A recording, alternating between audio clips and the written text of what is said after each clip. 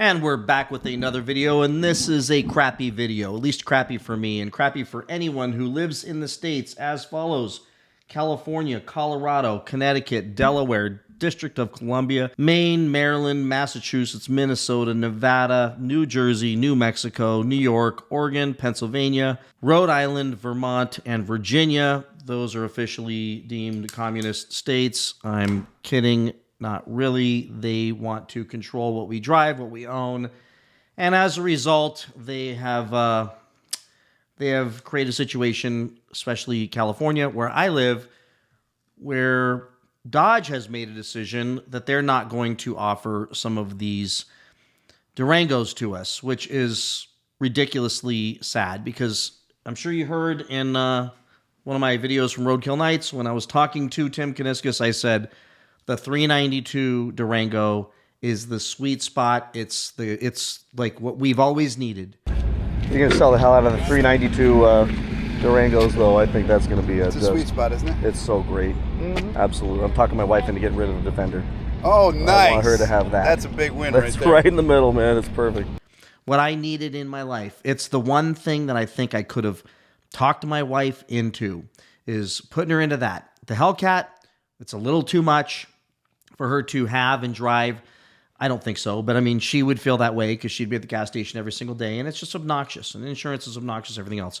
But to get a reasonable SUV that's got some guts, that sounds really good, that RT, which is actually the 392 engine, a 6.4 liter that they're coming out with,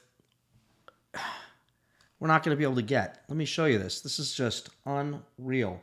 And by the way, here it is. By the way, those of you who are saying, you need to move out of California, and anybody who lives in those states are stupid. Listen, I've been around the country. I'll put this back over here. I've been around the country. I served in the military. I spent a lot of time in a lot of states. I'm not going to name the states because I'm not going to say anything bad about any states because I love all the states in the union, and I love all of you in those states.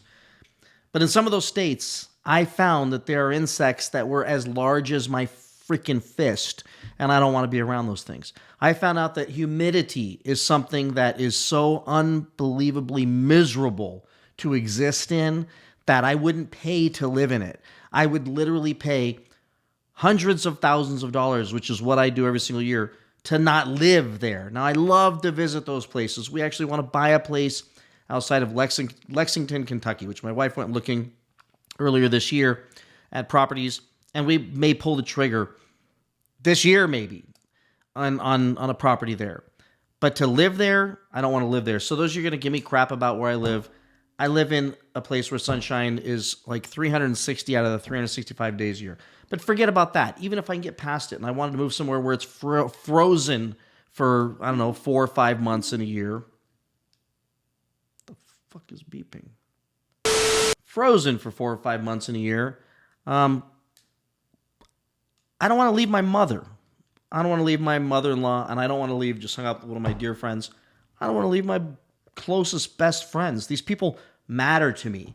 And to save a little bit of money and to be able to buy one of these cars, like, I wouldn't trade any of my friends for that. So I will stroke the astronomically large checks every single year. To give you an example, I literally next week am writing another check just to make sure I'm paid up on estimated taxes and things like that for the exact price I paid for my Prius. So, you know, it's stupid being in the state, but I'm not leaving the people I love, care about. So anyways, let's get over that. Let me show you what's going on here. I just want to say those comments because they fill it up. But I guess you're helping my algorithm, so go ahead and say it.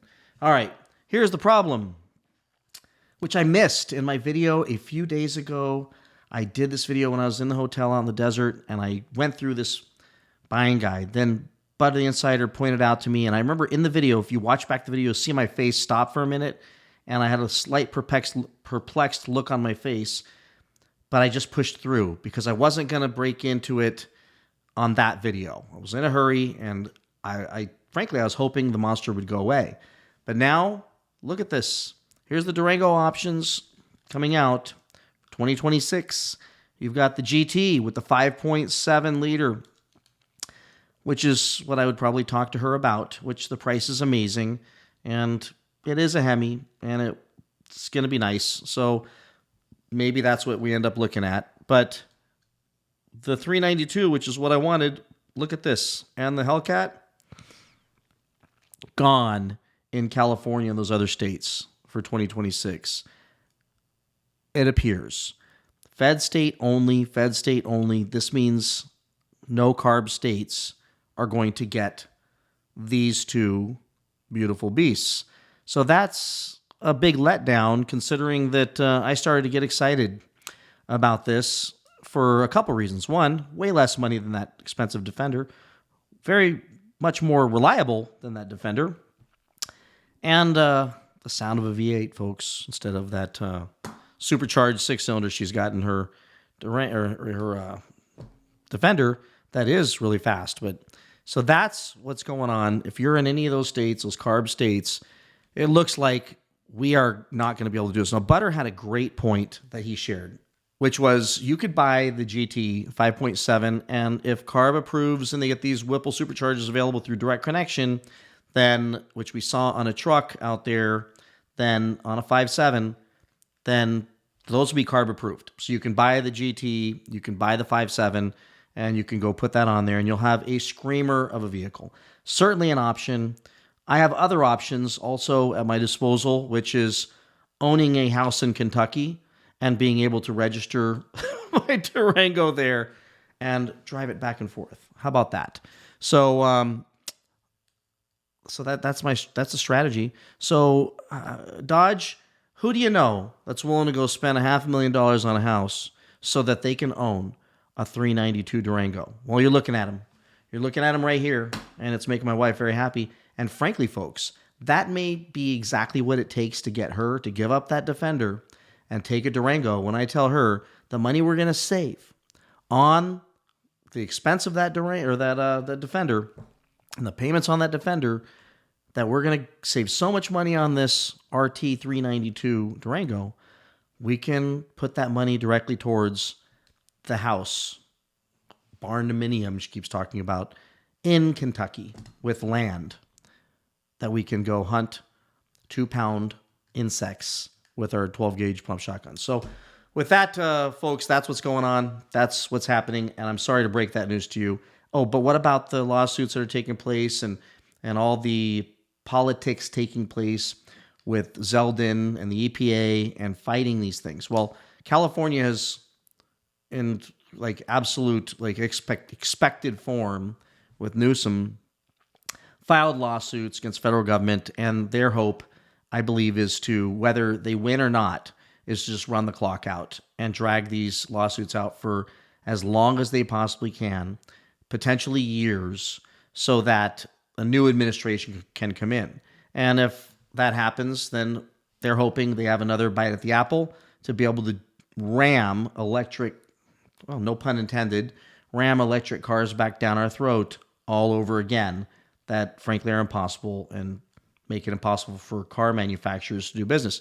What I worry about is that, if Dodge does this, then would all of Stellantis get there at some point, and would Chevy and Ford, other automakers get there, where they're just not going to make cars available in California anymore? And that's the ridiculousness of the state that I choose to live in, because we can go swimming in December before Christmas dinner. So I get it. You give me the crap about it. I'm sharing this so you all know, if you're excited like I was, there may be a block wall stopping us. And if you want to buy 1/10% of our house in Kentucky so you have a second residence, just DM me on Instagram. I'm kidding. I'm joking. But you might need to get some residency elsewhere, which is a whole new level of expense and excitement. Just ask my wife.